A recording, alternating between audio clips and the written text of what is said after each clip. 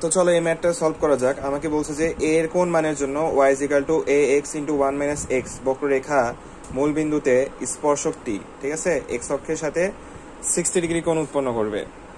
তো এর কোন মানের জন্য, তো ফার্স্টে তুমি কি করবে, এরকম বক্ররেখা এর স্পর্শক বলা থাকলে তুমি আগে ফার্স্টেই এটা মানে একবার অন্তরীকরণ করবা, তার আগে ফাংশনটাকে তুমি সিম্পলিফাই করে নাও। সো আমি যদি একবার অন্তরীকরণ করি তাহলে ব্যাপারটা কি দাঁড়ায়, সেটা দাঁড়ায় হচ্ছে যে এখানে দাঁড়ায় a মাইনাস হচ্ছে যে, তাই না, a দাঁড়ায়, আর মাইনাস হচ্ছে যে আমাদের 2ax, এটাই তো। তো একবার অন্তরীকরণ পাইলাম, তাই না, বলছে যে বক্ররেখাটি মূল বিন্দুতে, তো মূল বিন্দু মানে কি 0,0, তো 0,0 এখানে বসাও, 0,0 যদি এখানে বসাও তাহলে জাস্ট থাকে a, আর এইটাই হবে স্পর্শকটি x অক্ষের ধনাত্মক দিকের সাথে 60 ডিগ্রি কোণ উৎপন্ন করে। এটাই হবে তাহলে কি বলতো tan 60, মানে ব্যাপারটা বুঝছো আমি কিভাবে যাচ্ছি।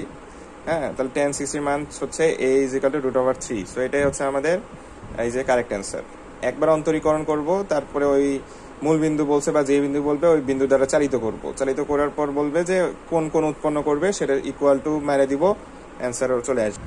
তো দেখো এই ম্যাথে কি বলছে যে এটা একটা বক্ররেখা, এটা 2,4 বিন্দুতে অঙ্কিত স্পর্শকের সমীকরণ কি হবে। তো এরকম স্পর্শক বলা থাকলে ব্যাপারটা বুঝতেই পারছো যে ডিফারেন্সিয়েশনের ব্যাপারটা আসে। সো তুমি এটাকে একবার অন্তরীকরণ করো এই বক্ররেখার ফাংশনকে, তাহলে কি থাকে 3x² - 4x, ঠিক আছে, এটাই থাকে।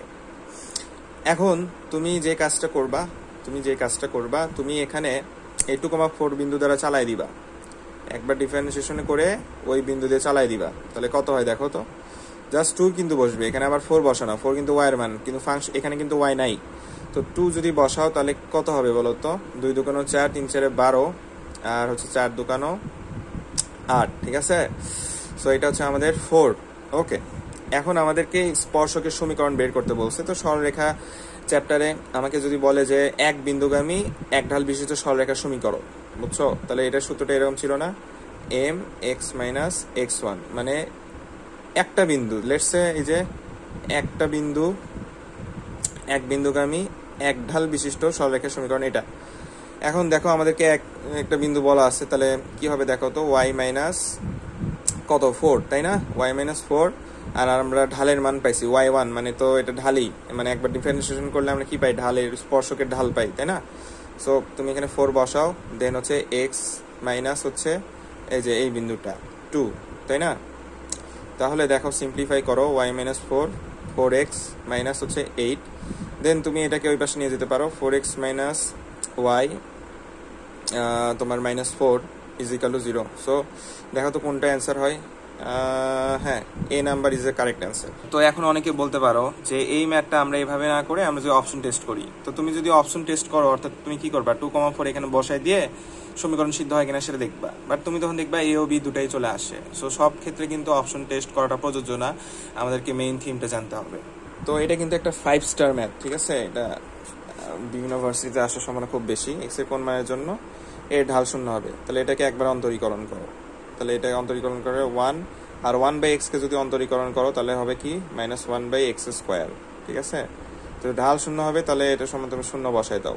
আচ্ছা, তারপর দেখো কি করা যায়। তারপর তুমি 1 ওই পাশে নিয়ে যাও, x², তাহলে মানে x² সমান হচ্ছে কি 1, তাই x সমান কি হবে তোমার +-1, তাই তো। সো আমাদের অ্যান্সার সি, এটাই কারেক্ট অ্যান্সার। তো আমরা এখন লাস্ট টপিকে চলে আসলাম, তো লঘুমান গুরুমান। তো ধর একটা ফাংশন দেওয়া আছে, সো একটা ফাংশনকে তুমি অন্তরীকরণ করবা, ওটাকে তুমি 0 ধরে নিবা। তো 0 ধরে নেওয়ার পরে তুমি যে এক্স এর যে মানগুলা পাবা, ঠিক আছে, সেই এক্স এর মানগুলোকে বলা হবে চরম বিন্দু বা সন্ধি বিন্দু। তো ওই এক্স এর মানগুলাই যদি আবার এই ফাংশনে বসাও, হ্যাঁ, তখন তুমি হচ্ছে তখন আরো 2টা মান পাবা, বা এক্স এর আরো 2টা মান পেতে পারো। তো ওই মানগুলাকে হচ্ছে বলা হবে লঘুমান আর গুরুমান। তো লঘুমান হচ্ছে ছোট মান, গুরুমান হচ্ছে বড় মান, আর লঘু ও গুরুমানকে একত্রে আসলে তোমার চরম মান বলা হয়। তাহলে চরম বিন্দু আর লঘুমান গুরুমানটা ব্যাপারটা বোঝা গেছে আশা করি। তো দেখো এই ম্যাথটা যে 4e⁻x + 9e⁻x এর লঘুমান কত, তো এটা যদি আমি নর্মাল প্রসেসে করতে যাই আমার অনেক টাইম লাগবে, ঠিক আছে। সো এটা আমি চেষ্টা করবো মুখস্থ করার। দেখো কিভাবে মুখস্থ করতে পারি, 4 আর 9 হচ্ছে তোমার 13, তাই না? 13 মানে এটা অ্যান্সার হবে 12। সো 13 যেহেতু লঘুমান মানে ছোট মান, তো 13 থেকে একবার দাও 12। সো এটা জাস্ট এই ম্যাথের জন্য এটা একটু মনে রাখবা, 4e⁻x + 9e ইনভার্স x এর লঘুমান কি হবে?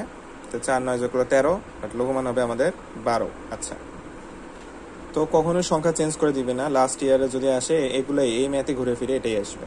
তো দেখো আমাকে যদি বলে যে f(x) ln x/x এর সর্বোচ্চ মান কত, এটা করা যাবে, বাট তুমি মুখস্থ করলে খুব ভালো হয়। ln x যেহেতু উপরে আছে না, আর নিচে x আছে, যেহেতু ln x উপরে আছে, তাহলে অ্যান্সার হবে এটার ই। এটা দেখো x/log x এর লঘুমান কত, হ্যাঁ, তো এটা সর্বোচ্চ মান লঘুমান বলছে, ব্যাপার না, এটাকে তুমি ln x চিন্তা করতে পারো। এবার ln x টা নিচে আছে না, তাহলে উপরে থাকলে যদি ই হয়, আর তাহলে নিচে থাকলে কি হবে? 1/e হবে। সেটা হচ্ছে কারেক্ট অ্যান্সার। ln x যদি উপরে থাকে তাহলে অ্যান্সার ই, আর নিচে থাকলে ই এর উল্টে দাও, তাহলে 1/e।